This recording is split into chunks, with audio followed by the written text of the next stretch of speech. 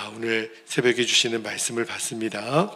오늘은 요한복음 15장 7절, 8절 두 절 말씀을 받도록 하겠습니다.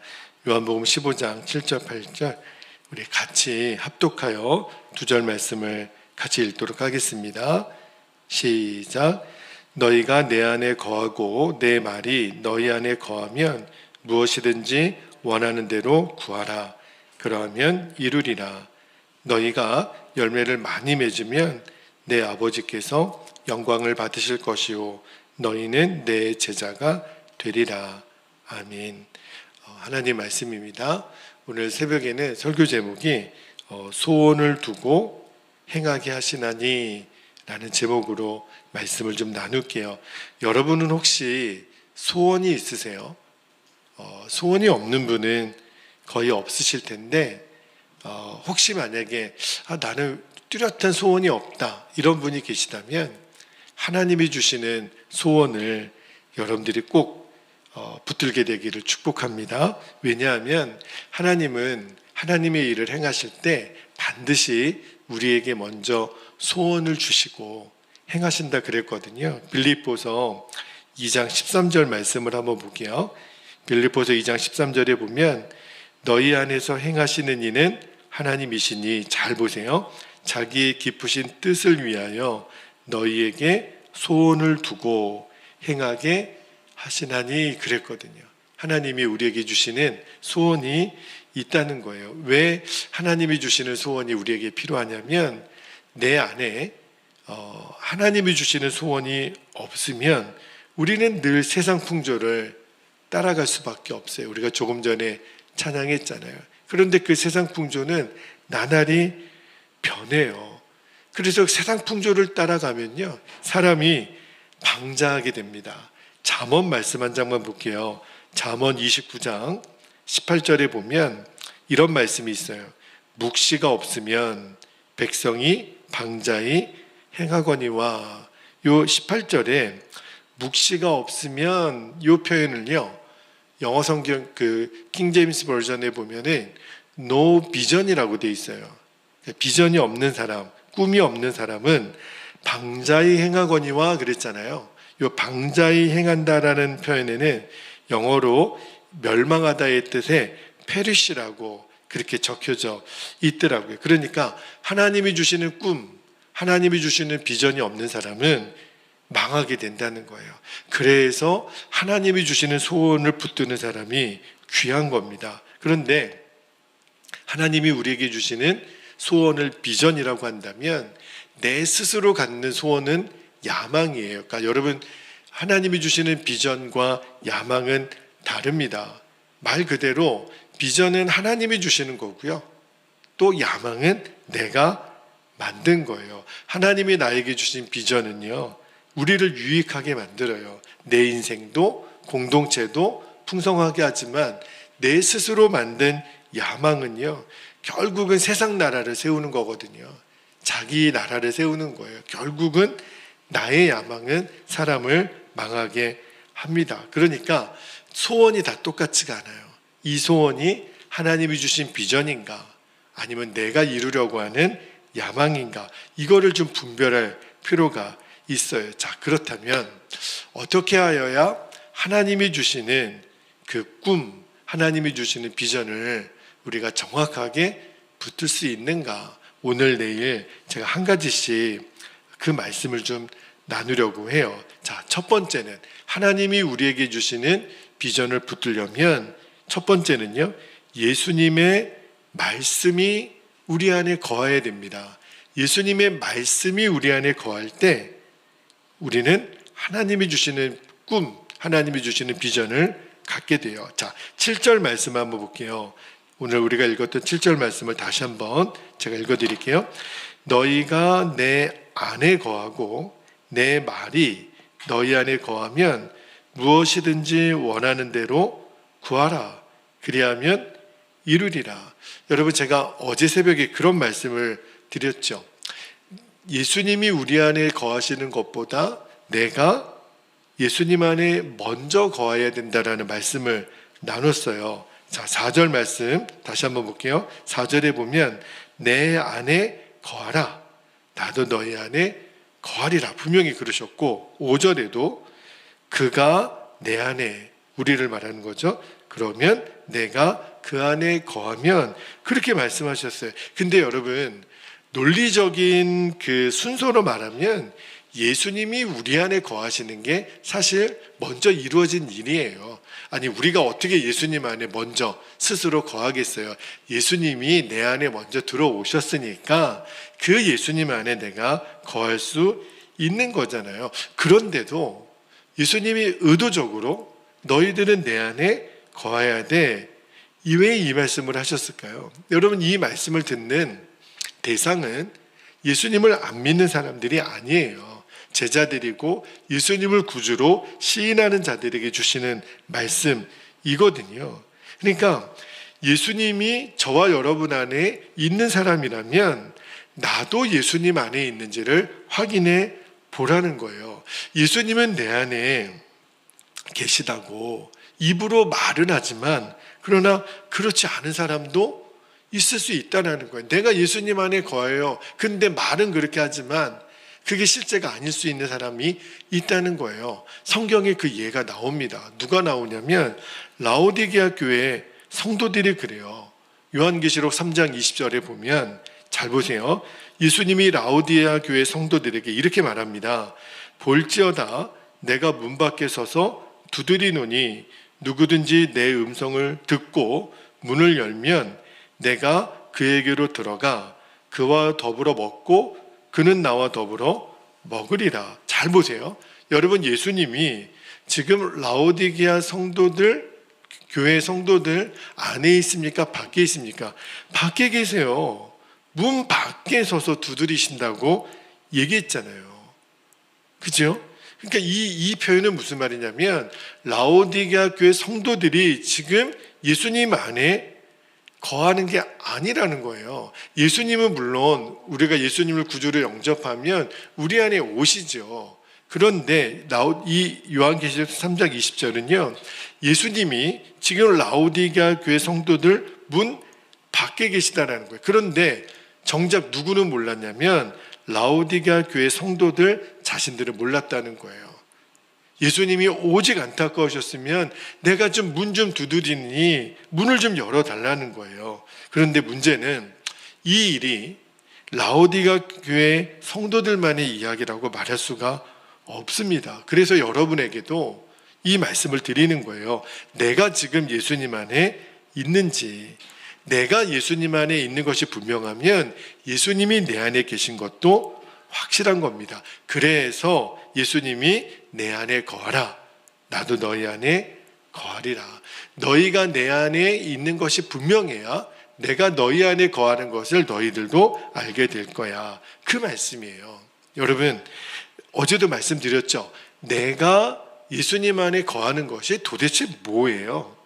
오늘 7절 말씀이 정확하게 얘기해 주는 거예요. 예수님 말씀에 순종하는 거예요. 자, 4절 말씀에 다시 한번 볼게요. 4절 말씀에 보니까 내 안에 거하라. 나도 너희 안에 거하리라. 5절에도 그가 내 안에 내가 그 안에 거하면, 자, 4절과 5절에는 예수님이 그냥 내 안에 거하라 이렇게 얘기했지만 7절에서는 이렇게 달라져요. 7절 후반절 다시 한번 볼게요.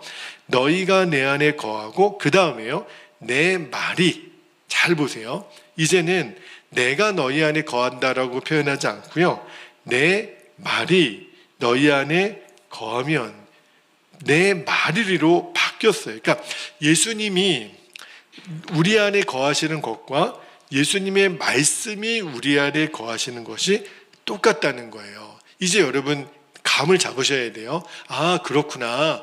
예수님의 말씀이 내 안에 거하시는 거구나. 왜냐하면 예수님이 말씀이시잖아요. 자, 7절 말씀을 다시 한번 읽어드릴게요. 너무 중요한 말씀이어서 7절 말씀을 다시 한번 보세요.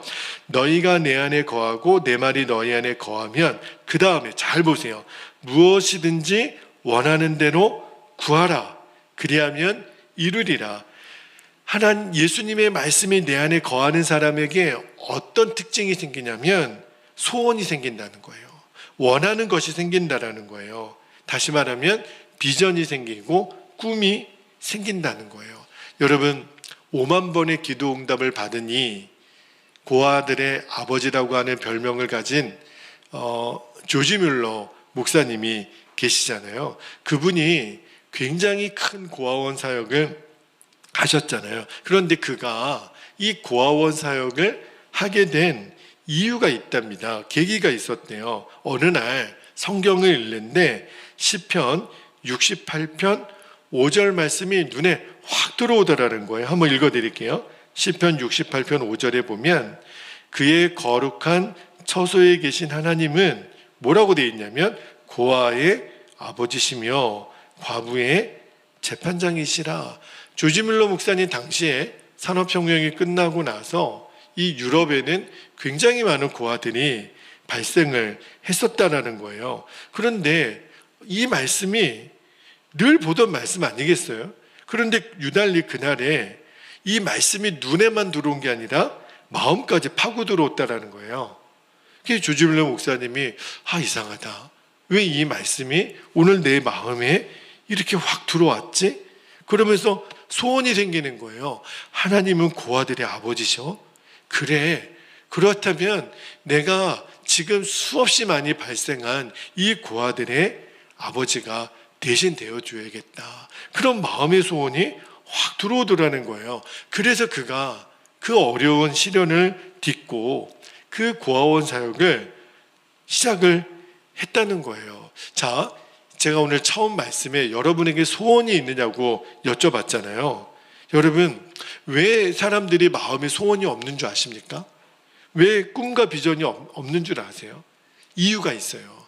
그 사람 마음에 지금 하나님의 말씀이 없기 때문에 그래요. 하나님의 말씀은 참 신비합니다. 말씀이 내 안에 눈으로가 아니라 마음으로 읽혀지는 사람에게는 하나님이 소원을 주세요. 하나님이 꿈과 비전을 주신다는 거예요. 말씀이 없으면요, 소원도 꿈도 없어요. 말씀이 없는 사람은 당신은 왜 삽니까? 이렇게 물어보잖아요. 그냥 되는 대로 사는 거죠. 막 사는 대로 막 사는 거죠. 대부분 그래요. 여러분, 혹시 목사님 제가 이 나이에 무슨 꿈을 갖습니까? 지금 이렇게 나이가 먹었는데 무슨 비전을 갖습니까? 아니요. 절대 그렇지 않아요. 하나님이 주시는 꿈에는 나이 제한이 없습니다.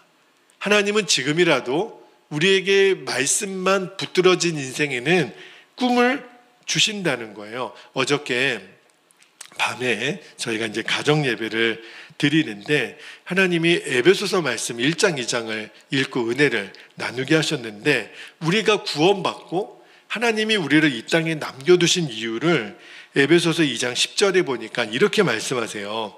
에베소서 2장 10절 제가 읽어드릴게요. 우리는 그가 만드신 바라 그리스도 예수 안에서, 잘 보세요. 제가 밑줄을 그어놨죠. 선한 일을 위하여 지으심을 받은 자니 이 일은 하나님이 전에 예비하사 우리로 그 가운데서 행하게 하려 하심이니라. 하나님이 여러분 우리가 예수님 믿고 그렇게 좋은 천국에 그냥 데려가실 수도 있잖아요, 사실은. 그런데 왜 이 세상에 우리를 남겨두시냔 말이에요. 하나님이 우리를 통해 이루실 일이 있다는 거예요. 그게 뭘까요? 하나님의 나라와 하나님의 의를 위하여 일하라는 거예요. 여러분, 여전히 근데 많은 그리스도인들이 하나님의 나라를 위해서 일하는 게 뭔지도 모르고 하나님의 의를 구하는 삶이 뭔지도 몰라요. 그저 그냥 나, 우리 가정, 우리 자녀 위해서 사는 거지, 돈 벌고 사는 거지. 왜 그럴까요? 왜 하나님의 나라와 의에 대해서 우리는 그렇게 관심이 없을까요? 이유는 하나라는 거예요. 내 안에 붙들려진 하나님의 말씀이 없는 거예요. 제가 처음에 빌립보서 2장 13절 말씀을 읽어드렸죠. 하나님은 반드시 우리 안에 일을 행하시기 전에 소원을 주세요. 하나님의 소원을 주신다고요. 그 소원을 두고 행하신다 그랬어요. 그런데 그 소원은 어떻게 우리가 붙들어요? 하나님의 말씀을 통해서 주신다는 거예요. 그래서 저와 여러분에게 말씀을 늘 가까이 하라는 거예요. 여러분이 매일 성경을 읽어나가는 훈련, 그리고 이렇게 새벽 또 밤에 우리가 주일 메시지를 통해서, 그리고 요즘은 영상이 너무 잘 발달되어 있어서 주신 말씀을 또 반복해서 들으실 수 있어요. 여러분이 시간이 된다면 말씀을 또 한 번 들으시고 또 한 번 들으시고, 그냥 틀어놓고 그냥 설거지할 때도 틀어놓고 들으시고, 굉장히 중요한 훈련이에요. 왜냐하면 말씀은 귀로 듣잖아요. 근데 이 귀로 듣는 말씀이 내 안에 가슴까지 내려오는 역사가 일어나야 됩니다. 그러면 하나님이 그 심령에 소원을 주신다는 거예요. 근데 내가 이루는 야망이 아니라 하나님이 주시는 소원, 하나님이 주시는 비전 주신다는 거예요. 여러분, 내 야망은 내가 노력해서 내가 애써서 이루지만, 하나님이 나에게 주신 그 비전은요, 하나님 그분이 이루세요. 그래서 반드시 이루어집니다. 하나님이 주신 비전을 붙들고 있는 사람은 시련이 와도 고난이 와도 이겨내요. 왜요? 하나님이 이루어 주실 비전을 붙들고 있기 때문에 하나님이 도우시는 거예요. 여러분, 20세기에 전 세계에서 제일 큰 부자였던 사람 혹시 기억나시죠? 록펠러라고 하는 사람이 20세기 전 세계 최고 부자였는데, 이분이 40세 때 전 세계 부자 1등으로 등극을 하게 됩니다. 우리가 상상할 수 없는, 진짜 대한민국의 그 당시 대한민국 전체 예산을 혼자 가지고 있는 사람 아니었습니까? 그런데 록펠러가 49살 때 심한 중병에 걸려요. 비스켓 하나, 우유 한 모금을 마실 수 없는. 그래서 주치의가 이제 곧 돌아가시겠습니다, 시한부 판정을 내렸잖아요. 그런데 그때 록펠러가 내 인생을 돌아보는 거예요. 정말 부자가 되기 위해서 야망을 가지고 그렇게 평생 일했는데 그 수없이 많은 재산이 무슨 의미가 있어요? 이제 내가 내일 모레면 죽는데 말입니다. 여러분, 야망을 위해 사는 인생은 마지막에 꼭 이래요. 아무리 내가 큰 부자가 되었든, 아무리 내가 원하는 것을 가졌든, 오늘 하나님이 그 영혼을 걷어가시면 무슨 소용이 있겠어요? 그런데 이제 죽을 날을 얼마 안 남겨놓고 록펠러가 자기 식탁 위에 있는 성경책이 눈에 띄더라는 거예요. 내가 말씀을 안 읽었구나. 그래서 죽기 전에 말씀을 한번 읽어봐야 되겠다. 그래가지고 펴서 읽는데 이 록펠러 마음에 확 붙들려지는 말씀이 하나 있는 거예요. 그 말씀이 누가복음 6장 38절 말씀입니다. 제가 말씀을 읽어드릴게요. 이 록펠러 마음에 확 붙들려진 말씀이 뭐였냐면, 주라, 그리하면 너희에게 줄 것이니 곧 후이되어 누르고 흔들어 넘치도록 하여 너희에게 안겨주리라. 너희가 헤아리는 그 헤아림으로 너희도 헤아림을 도로 받을 것이니라. 주라, 이 말씀이 그의 심령이 파고 들어오더래요. 평생 돈하고 돈을 하나님처럼 여기며 살았던 그 자신을 통렬하게 회개가 되더라는 거예요. 그리고 이 누가복음 6장 38절의 말씀이 록펠러 마음에 확 들어오니까 소원이 생기더래요. 무슨 소원이 생기냐면, 이제까지는 내가 내 인생을 살았다면 남은 인생은 다른 사람을 위하여 살고 싶은 소원이 생기는 거예요. 그래서 하나님의 뜻에 따라 나누고 베푸는 일을 시작합니다. 자기가 갖고 있는 재산을 록펠러 재단을 만들어서 사회에 환원하고 기부하는 일을, 장학재단을 시작하고요, 자선사업을 시작하고 대부분의 재산을 다 흘려보내는 일을 시작해요. 그런데 놀라운 일이 일어나는 거예요. 그 일을 시작하고 나니까 그의 병이 조금씩 호전되는 거예요. 록펠러가 몇 살까지 살았는지 아십니까? 그가 49에 시한부 판정을 받았다 그랬잖아요. 꼭 그 2배를 살아요. 히스기야는 15년 생명을 연장받았는데 록펠러는 결국 나중에 98세에 돌아가십니다. 49세니까 정확하게 2배의 인생을 살아요. 말씀 한 구절이 사람의 인생을 완전히 바꾸더란 말입니다. 저는 믿습니다. 하나님의 말씀의 위대한 능력을. 여러분, 이 말씀이 주는 소원을 따라 사는 사람이 정말 복 있는 인생을 사는 거예요. 내 야망을 이루기 위해서 사는 것이 아니라 하나님의 말씀이 붙들려진 사람에게는 하나님이 주시는 소원이 생겨요. 여러분, 비전이 없으면 망한다 그랬잖아요. No vision perish라 그랬잖아요. 그런데 비전이 있으면 죽을 인생도 살아난다니까요. 할렐루야. 하나님의 말씀의 비밀이에요. 그래서 힘들고 어려울수록 말씀을 붙잡아야 돼요. 정말 우리나라의 민족의 지도자는 그런 말을 했다 그러잖아요. 정말 하루라도 글을 읽지 않으면 입안에 가시가 돋친다고. 그런데 우리는 그 말씀을 이렇게 적용해야죠. 하루라도 말씀을 읽지 않으면 그렇게 우리는 적용해야죠. 그래서 말씀을 늘 가까이 하고 오히려 힘들수록 주 예수님 바라보며 우리는 말씀에 생명을 걸어야 합니다. 왜 우리가 엄한 것에 생명을 걸어요? 우리의 생명을 건다면 하나님 말씀에 거는 거죠. 그러면 반드시 하나님이 우리 안에 하나님의 소원을 주세요. 하나님의 나라를 위하여, 하나님의 의를 위하여 주님, 내가 내 남은 인생을 어떻게 살아야 됩니까? 무엇을 위해 살아야 됩니까? 여러분, 이대로 살다가 죽는 것이 아니라니까요. 하나님이 주신 소원을 붙들어야 돼요. 근데 그 소원은 말씀이 붙들려진 자에게 주신다는 거예요. 주님, 조지 밀러 목사님을 쓰셨고 락펠라를 그렇게 쓰셨던 주님, 저에게도 하나님 말씀이 귀로가 아니라 눈으로가 아니라 마음으로 붙들린 말씀을 주옵소서. 주님이 그리하면 내게 구하라. 원하는 대로 구하라. 그리하면 내가 이루리라. 내일 그 두 번째 말씀을 나누겠지만 오늘 우리가 그 첫 번째 말씀을 붙들고 이 시간 함께 기도하겠습니다. 두 가지 기도 제목 붙들고 기도하겠습니다. 첫 번째입니다.